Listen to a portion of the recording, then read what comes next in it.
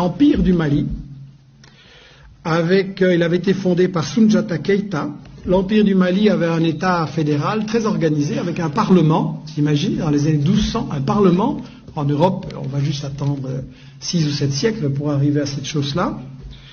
Et l'État était très organisé, avec une armée, avec un système d'enseignement, avec un trésor public. Il organisait l'extraction et la vente de l'or.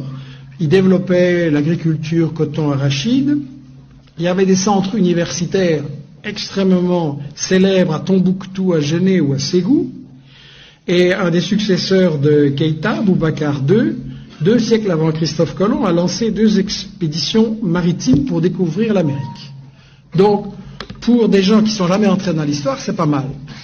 Et en fait, ce qui est intéressant, c'est que donc, il y avait toute une économie en Afrique et au Mali.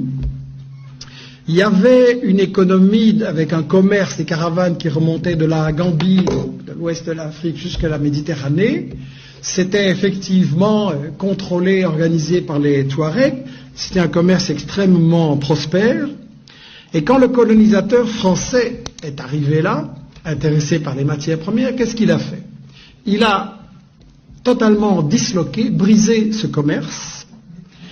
Pour gérer le commerce et l'économie, il a importé des Libanais et des Grecs. Et ensuite, la grande démocratie française, qu'est-ce qu'elle a fait? Elle a assassiné des milliers de professeurs de langue arabe. Pourquoi? Parce que ce commerce entre toutes ces régions et tous ces pays, quand vous faites du commerce, vous avez besoin d'une langue que tout le monde comprend. Aujourd'hui, c'est l'anglais. Vous voulez faire du commerce, c'est l'anglais. Et à ce moment-là, c'était l'arabe. Et donc, si on voulait détruire ce commerce et que tout soit pour l'exportation vers la France, on a massacré des milliers de professeurs d'arabe à l'époque.